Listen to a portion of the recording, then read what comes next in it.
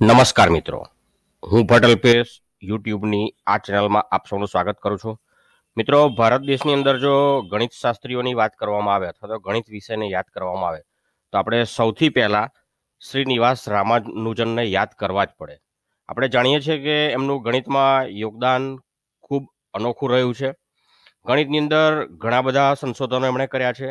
આજે એવું જ એક સંશોધન જેને આપણે રામાનુજન નંબર તરીકે ઓળખીએ છીએ. આ નંબરને આપણે ઘણી વખત હાર્ડી રામાનુજન નંબર પણ કહીએ છીએ, 1729, અથવા એને ઘણી વખત ટેક્સી કેબ નંબર પણ કહેવામાં આવે છે. તો આ નંબરનો શું ઇતિહાસ છે, આ નંબરની પાછળ શું રહસ્ય છે, ચાલો આપણે આ વિડીયોમાં જોઈએ. દોસ્તો, 1918માં શ્રીનિવાસ રામાનુજન જે છે એ ઇંગ્લેન્ડમાં ગયા હતા. અને ઇંગ્લેન્ડ દેશ તમને ખબર છે આપણા કરતાં ત્યાંનું વાતાવરણ જે છે, આબોહવા છે જુદું હોય છે.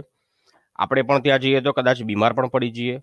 એટલે આબોહવા અને ખોરાકની વિપરીત અસરને કારણે શ્રીનિવાસ રામાનુજન જે છે એ ત્યાં બીમાર પડી ગયા હતા અને એમને ત્યાં આગળ હોસ્પિટલમાં દાખલ કરવા પડ્યા હતા.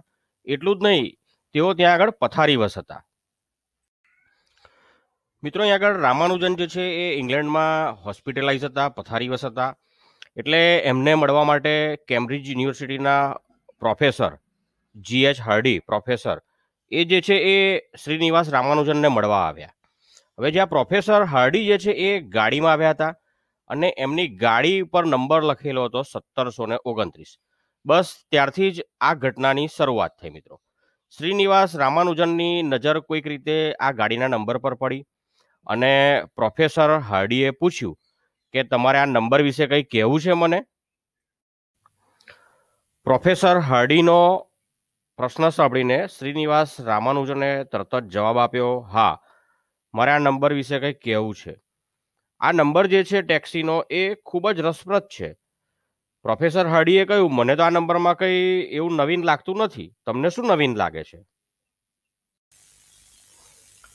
મારી દ્રષ્ટિએ આ નંબર વિશિષ્ટ છે, કારણ કે આ એક નંબર જે છે એને બે જુદી જુદી નાની સંખ્યાઓના ઘનના સરવાળા સ્વરૂપે દર્શાવી શકાય છે.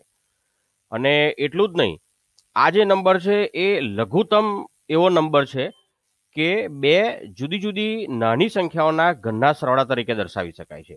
જુઓ સાહેબ, તમારો ટેક્સી નંબર 1729 છે, બરાબર?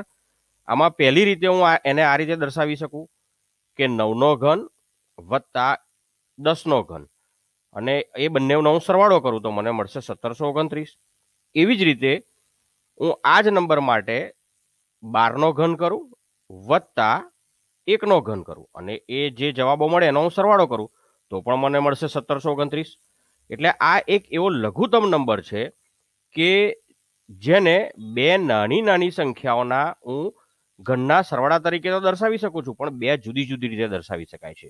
આ એવો એક લઘુત્તમ નંબર છે.